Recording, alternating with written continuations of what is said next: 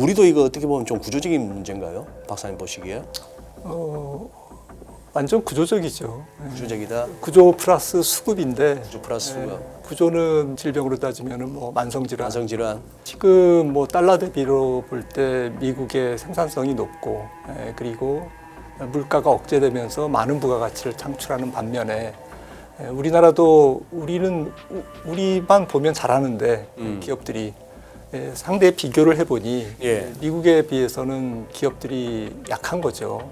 또 고용시장의 유연성 그리고 자본이 비생산적인데 뭐 부동산에 많이 쏠려 있는 부분 그리고 기업과 가계 합쳐서 민간부채 GDP 비율이 마의 230%를 지금 터치했다라는 거. 이 마라는 것은 일본 90년 잃어버린 20년이 시작될 때 GDP 대비 민간부채 비율이 지금 우리나라 민간부채 비율입니다. 그러니까 부채가 꽉 찼고 비생산적인 자본 배분이 이루어져 있고 생산성이 낮고 고용시장이 경직돼 있다.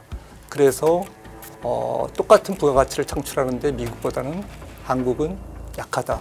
이게 이제 환율에 이제 영향을 주고 있고요. 우리나라도 GDP 대비 국가부채 비율이 아직은 50%라서 굉장히 낮습니다. 하지만 세계 1위의 채권국 일본 그런 나라가 140%에서 240%로 가는데 10년밖에 안 걸렸다는 거죠. 아마 해외 시각에서는 우리나라 국가부채 비율 분명히 보고 있을걸요. 왜냐하면 전 세계에서 고령화가 가장 빠른 국가이기 때문에 어느 나라나 지금 재정 지출이 1번이 사회복지 비용입니다. 미국도 그렇고 일본도. 그래서 이 부분은 우리나라는 거의 예정된 미래죠. 그런 부분들에 대해서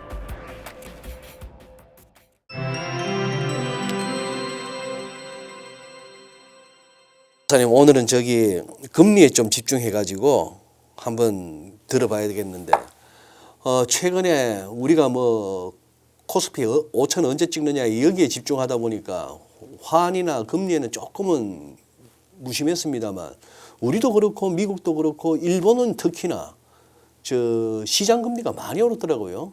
특히 장기물 국채 수익률이 최근에 이거 그러면은 국채 금리 동향부터 한번 듣고 오늘 BOJ 결정에 뭐 배경까지도 연결될 것 같은데 한번.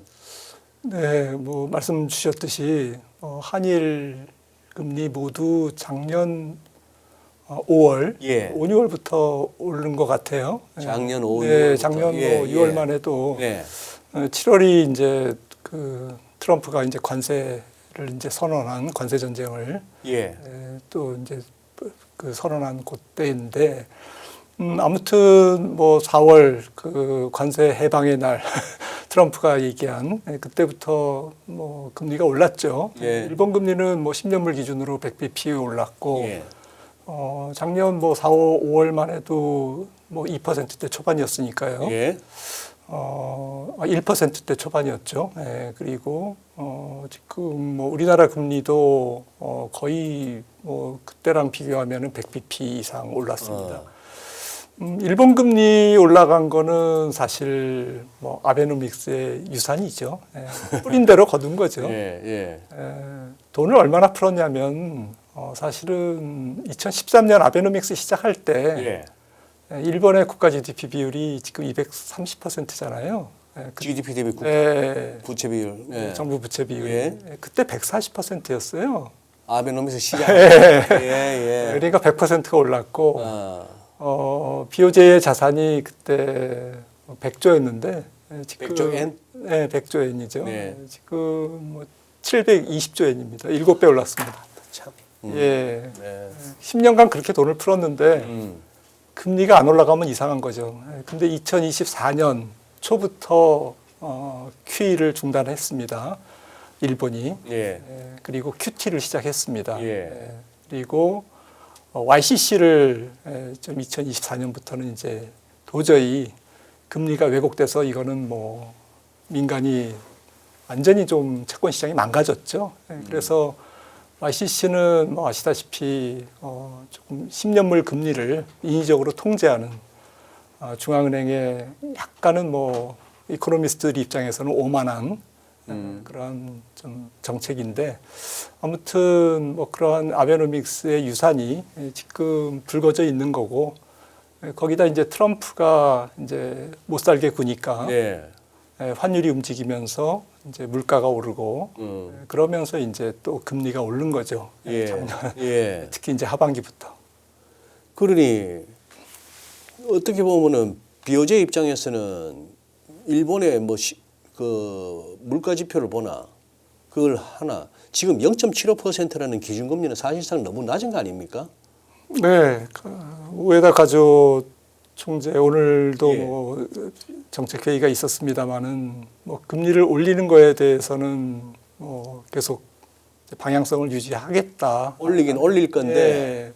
근데 고민이 있죠. 사실은 정부는 경계 액셀레이터 페달을 밟고 싶은데 예. BOJ는 이제 브레이크를 밟아야 되니까 이게 이제 차가 이제 이상하게 가잖아요. 예. 예, 그래서 올리지도 못하고 올리긴 올려야 되는데 올리기가 참 힘들고 뭐 이제 그 지태양난 상황인데 아무튼 우에다 가조 총재의 발언을 빌려 보면 일본의 중립금리가 하단이 1.0 그러니까 이제 여기서 25bp는 무조건 올린다는 거죠. 네네. 조만간에. 예. 저는 뭐 6월이나 하반기에 바로 올릴 것 같고요. 25bp는. 그래서 1.0에 이제 갖다 놓을 거고.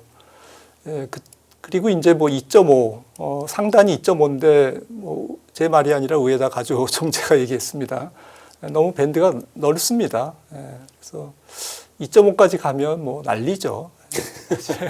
뭐 요원하다고 봅니다. 그건 요원하다. 어쨌거나 올리긴 참 그러네요. 일국의 중앙은행 총재가 BOJ 총재든 BOK 총재든 하다못해 연준 의장이든 그 자리라고 해서 그 미국도 말 안 듣는다고 그냥 소송까지 해가지고 너 잘못하면 징역 살 수 있어 이러는 분위기니까 참 그 자리 유지하려면은 말을 듣긴 들어야겠네요. 뭐 파월 형님도 그렇고 우에다 형님도 그렇고 뭐 그러네요. 뭐 돈이나 많고 뭐 할 만큼 누렸으면 에라 씨 나 막 그만할란다 하는 생각에 한번 소신대로 한번 할 만도 한데 그게 잘 안 되는구나. 지금 사실 일본을 보니 저렇게 뭐 지지율 높다고 하는 총리가 돈 풀겠다고 대놓고 얘기를 하니 저기서 또 금리를 올리는 것도 이상하긴 이상합니다. 근데 오늘 보니까 우에다 총재는 또 일종의 일본식도 양적 완화도 하려면 할 수 있다는 식으로 말을 하는 것 같던데요. 국채비 뭐 필요하다면 할 수도 있다 이런 식의 언급을 하는 것 같던데요. 뭐 저 쉽지는 않겠죠. 쉽지는 않겠다. 예. 근데 아무튼 뭐 내달 2월 8일 날 이제 중요한 선거가 있는데 예. 어떻게 될지는 모르겠습니다만은 다카이치 총리가 이제 좀 힘을 얻으면 예. 국정의 동력을 얻는다면 뭐 소위 이제 사나이노믹스 재정 팽창하고 그다음에 돈 풀겠다고 했고 네. 그리고 좀 아베노믹스하고 다른 점은 이제 안보와 기술, 첨단 기술 예. 쪽에 이제 초점을 둬서 대중들을 이제 설득하고 있는데 아무튼 뭐 전체적인 외형은 뭐 아베노믹스와 큰 차이가 없습니다. 재정 팽창이 이제 가장 주요기 때문에 그런데 이제 과연 지금 2013년 아까 말씀드렸습니다만은 그때는 이제 일본 정부 또 BOJ 네. 장부가 아주 그냥 홀쭉한 상태였는데 예. 지금은 굉장히 불안정하고 비대한 그러한 상황이어서 부실한 상황이 돼서 과연 2026년 올해 2013년 아베 총리처럼 그렇게 다카이치 총리가 할 수 있을까 쉽지 않습니다. 예. 물가가 일단 임금 상승률이 일본이 5.2%예요. 연간. 예. 예. 예. 이번에 춘투도 지나면 더 높아질 수도 있고 예. 5.2%라는 것은 뭐 굉장히 일본으로서는 생소한 일이고 소비자 물가가 2.3%인데 거의 37년 만에 최고잖아요.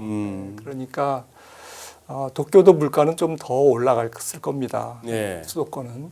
그래서 이런 고물가 그리고 환율이 구조적이라는 거죠. 이게 뭐 BOJ가 일시적으로 달러를 매도하고 이렇게 해서 개입해서 될 문제냐? 우리도 그렇습니다만은 네. 일본도 그게 뭐 언발에 오줌 누기 식인 것 같고요. 예, 구조적이라는 거죠. 예. 돈을 많이 풀어서 그 대가를 예. 인과응보로 지금 받고 있는 겁니다. 그래서 잠깐 뭐 깨작거리는 게 무슨 의미가 있겠습니까? 잠깐이죠. 오히려 뭐 글로벌 예를 들어서 글로벌 뭐 헤지펀드 세력이 N을 뭐 한 180엔까지 한번 보내보겠다 이번에. 그러면 제가 볼 때는 질 것 같아요. BOJ가. 구조적으로 안 좋기 때문에 예. 제2의 소로스 같은 사람이 한번 나와가지고 한번 너 죽고 나 살고 한번 해보자라고 했을 때 과연 일본이 방어를 할 수 있을까? 저는 회의적입니다. 그래서 베센트 장관이 나서나요? 뭐 시장에 대해서는 역대 재무장관 중에서 뭐 예를 들어서 경제학적인 논리나 이론을 갖고 이렇게 하는 거는 뭐 옐런이나 이런 사람들에 밀릴지 모르도 시장에 대해서는 오히려 진짜 베센트 장관만큼 빠꼼한 사람도 없을 텐데. 그렇죠. 일본 장기금리 급등하는 것에 대해서도 불편하다는 식으로 얘기하고 우리 환율 오르는 것에 대해서 원화 약세가 한국 경제 펀더멘털에 부합하지 않는다는 멘트까지 하고 해서 슬쩍슬쩍 이제 베센트 장관이 일단 보니까 일본 장기금리 급등하면은 이게 금리라는 게 서로 그 뭐 밀려서 또 미국도 올라가고 같이 그런 시기다 보니 미국도 좀 불편한가 봐요. 네, 베센트 장관 뭐 미국 재무부의 입장은 일본이 환율을 좀 개입하려면 금리를 올려서 개입하라는 원칙. 금리를 올려서 네, 개입하라. 그게 이제 미국 재무부의 네. 아마도 원하는 바일 거고. 지금 일본 엔화를 언급한 것은 뭐 달러가 급격하게 변동하는 것을 원하지 않을 뿐더러 예. 엔화가 약세로 갔을 때 또 일본도 미국에 투자를 해야 되지 않습니까? 우리도 네. 그렇지만 자기네 투자 못할까 봐 그래서 좀 오지랖이 있는 거고요. 우리 일본과 우리나라를 걱정해서 하다기보다는 조금 자기네들 환율의 변동성, 지나친 변동성 그리고 대미 투자의 조금 차질 네. 이런 것들을 우려하고 있는 것 같고요. 예. 그리고 이제 환율 조작 문제는 말씀드렸듯이 조금 뭐 원래 이제 남의 훈수 들 때는 자기네 생각은 안 하잖아요. 자기네들이 돈 푼 거는 이제 생각 안 하고 네. 일본 너희들 뭐 그렇게 돈 풀고 환율이 그렇게 움직이는 게 당연하지. 좀 잘 관리해. 뭐 이제 이런 얘기를 하는 거죠. 근데 지금 우리가 일본 걱정할 판이 아닌 게 우리도 만만치 않은 게 지금 아니 우리가 지금 2.75인가요? 2.5인가요? 우리 하는 기준금리가 2.5입니다. 2.5죠.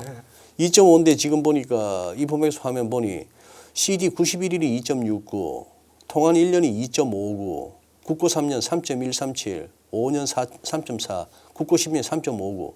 그 지금 이게 우리도 지금 시장 금리가 자꾸 슬금슬금 올라가거든요. 시장 금리 뭐 장난 완전히 아니죠. 폭등한 거죠. 예.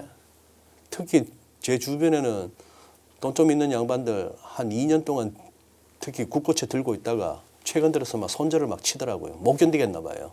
계속 막 국채 가격, 채권 가격 떨어지고 금리 올라가니까 그런 상황인데 우리도 이거 어떻게 보면 좀 구조적인 문제인가요? 박사님 보시기에? 완전 구조적이죠. 구조적이다. 구조 플러스 수급인데 구조 플러스 수급. 구조는 뭐 이제 꾸준하게 조금 뭐 질병으로 따지면은 뭐 만성질환. 만성질환. 결국에는 이제 구매력 평가설의 환율 이론이지 않습니까? 우리 경제 언론에.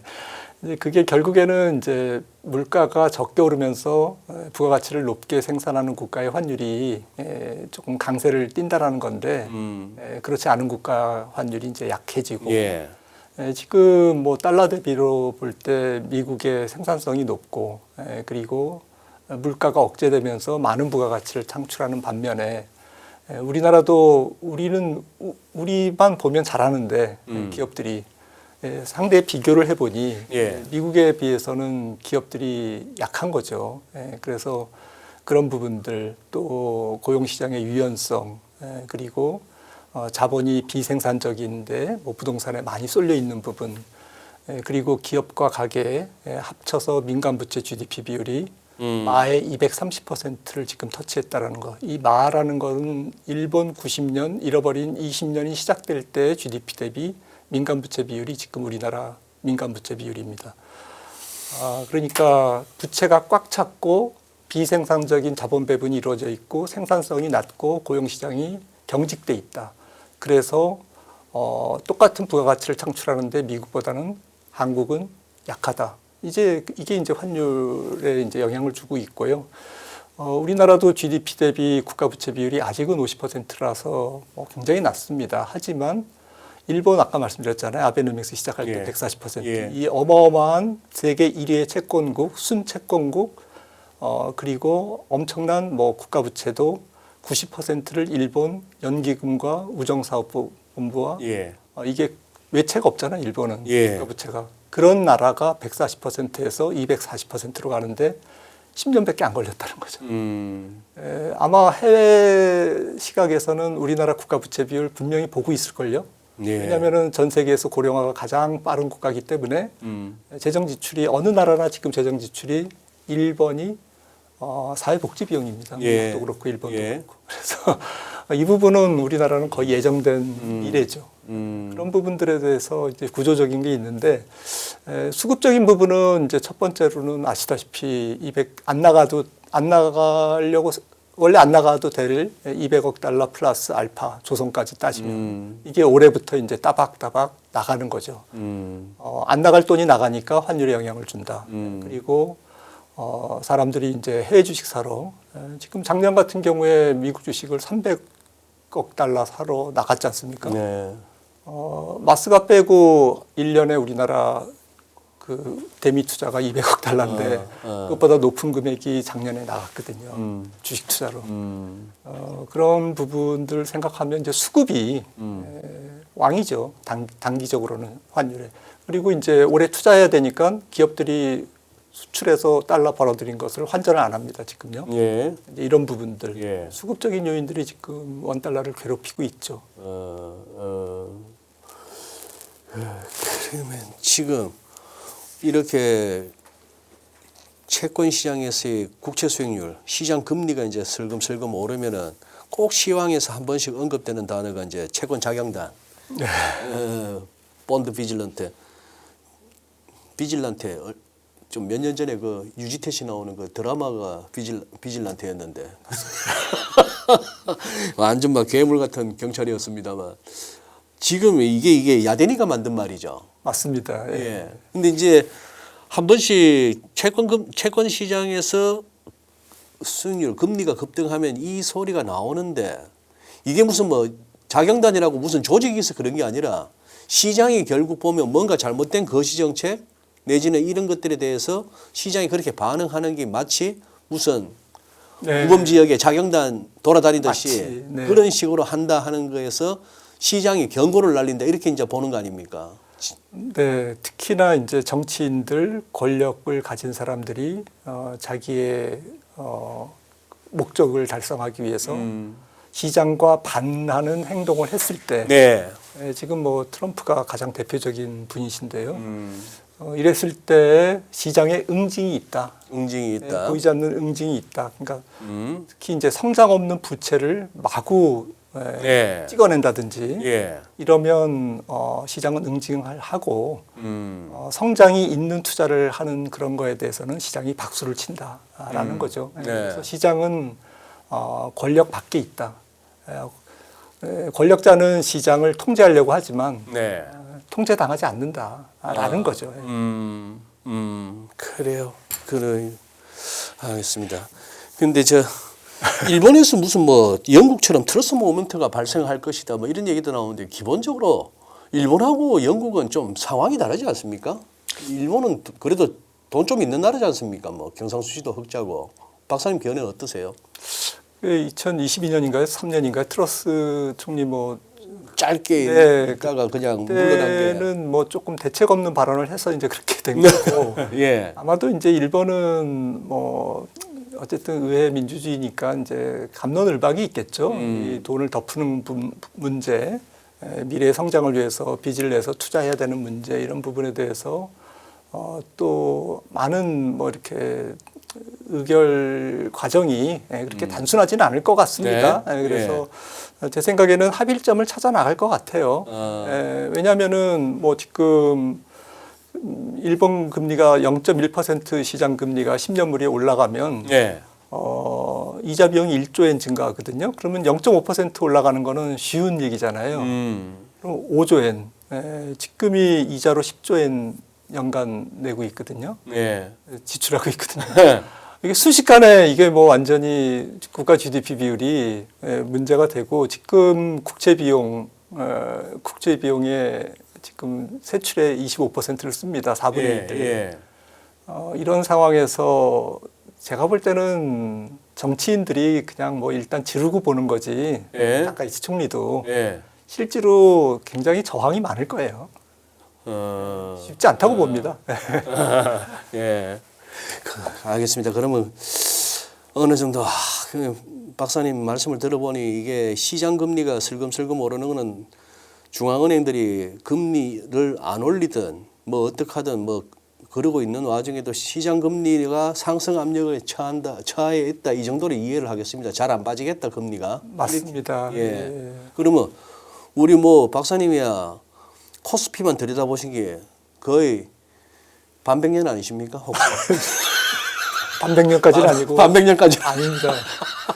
제대로 들어보던 거는 1년도 안 됩니다. 아니, 자, 결국 이제 5천이 이렇게 빨리 올 줄은 몰랐습니다. 지금 최근 우리 장 뭐 이제 짧게라도 한번 그 박사님의 어떤 소회 내지는 약간 이 우리 증시에 대한 한번 박사님 견해를 한번 듣고 싶어요. 저는 뭐 네. 짧게 말씀드리면 네. 85년, 2005년 또 2020, 뭐 5, 6년, 예. 20년마다 한 번 오는 20년마다 네, 20년마다 한 번 우리나라 코스피 PBR이 예. 0.8 혹은 뭐 1.0에서 2배까지 올랐어요. PBR이 예, 역사적으로 0.8 내지 1에서 네. 2배까지 간다. 네, 2배. 역사적으로 그러니까 그 리레이팅이 예. 20년 만에 온 리레이팅이라서 시장은 조금 더 게임을 하고 싶어 할 겁니다. 지금 한 5,400 가도 뭐 한 1.5, 1.6 정도밖에 안 되잖아요. PBR 이? 트레이딩 PBR로. 네. 그러니까 6,000을 넘어야 이제 2배 가까이 될 건데 뭐 어디까지 갈지는 모르겠지만 반도체 사이클에 달려 있겠죠. 그래서 미국도 M7이 이제 S&P 시가총액의 32%를 지금 못 넘고 못 뚫고 있습니다. 네. 그게 한계라는 거죠. 네. 우리도 지금 33%잖아요. 두 예. 종목이 예. 반도체. 그래서 만약에 이제 조금 그 여러 업종으로 순환매가 돌고 이러면 좀 장이 오래 갈 것 같고요. 네. 반도체만 달린다 그러면은 좀 빨리 끝날 수 있다고 생각합니다. 아하. 그래서 시장이 오래 가고 또 투자자들이 또 급등 후에 이제 높은 변동성에 좀 피해를 보지 않으려면 조금 천천히 올라가는 길을 좀 바라고 있죠. 반도체 좋은 거는 알겠고 이런저런 이렇게 전문가분들의 분석이나 전망을 듣다 보면 다 수긍이 갑니다, 박사님. 그리고 아닌 게 아니라 뭐 반도체에 있어서 우리나라만큼 이렇게 잘 준비된 나라도 없고 기술력에서나 경쟁력에서. 근데 딱 요 질문은 어떻게 답변해 주십니까? 많은 개인 투자자들이 나 이 장 못 누렸다. 왜? 한 3, 4년 전에 물려갖고 아직도 못 나온 것들이 있어가지고 뭘 꼼짝달싹을 못 하고 있다. 이분들이 어떻게 이 장에서 대응하시면 좋다고 보십니까? 결국에는 이제 코스닥이 좀 올라줘야 네. 많은 개인 투자자들이 코스닥에 많이 치중돼 있기 때문에 그런 종목들이 이제 골고루 올라줘야 되는데 지금 아무튼 뭐 다 올라가기는 어렵겠지만 그래도 좀 코스닥에 좀 온기가 저는 돌 것 같고요. 아무래도 조금 마지막에 이제 시장이 뭐 물론 이제 시장은 뭐 앞으로도 10년간 계속 올라가겠지만 이번 사이클을 놓고 짧게 보면 결국에는 지금이 한 7회 말, 뭐 8회 초 이 정도가 아니겠습니까? 야구로 따지면. 물론 이제 아까 말씀드렸듯이 먼저 좀 순환매가 돌고 완만하게 가면 이제 연장전도 있겠죠. 12회 말까지. 그거는 이제 잘 모르겠는데 아무튼 뭐 정기 이닝은 지금 뭐 가끔씩 박사님 가끔씩 뭐 6회나 7회 강호 콜드 게임도 있습니다. 네. 그렇죠. 미국장이 뭐 비가 내리면 그러니까 어쩔 수 없죠. 그렇지만 아무튼 무슨 말씀 드리려고 그랬죠. 예, 그래서 조금 이제 마지막 국면은 이제 사람들이 바쁘잖아요. 바쁘죠. 예, 마음이 바쁘고 바빠지죠. 또 정부도 뭐 아무튼 뭐 코스닥 쪽에 조금 언급도 했고 그래서 제가 볼 때는 조금 삼성전자 하이닉스를 올릴 돈에 아주 뭐 10분의 1, 100분의 1만 코스닥으로 와도 좀 쉽게 종목장이 나오잖아요. 그런 부분들을 좀 시장은 좀 연결시키려고 할 것 같아요. 아하. 예, 예. 그런 욕구를 좀 좀 종목 이번 장에 혜택을 못 누리신 분들이 좀 누렸으면 좋겠습니다. 예. 덕담 비슷하네. 그래요. 알겠습니다, 박사님. 예. 주말에 또 늦은 시간에 또 시간 내주셔서 고맙습니다. 불러주셔서 감사합니다. 예.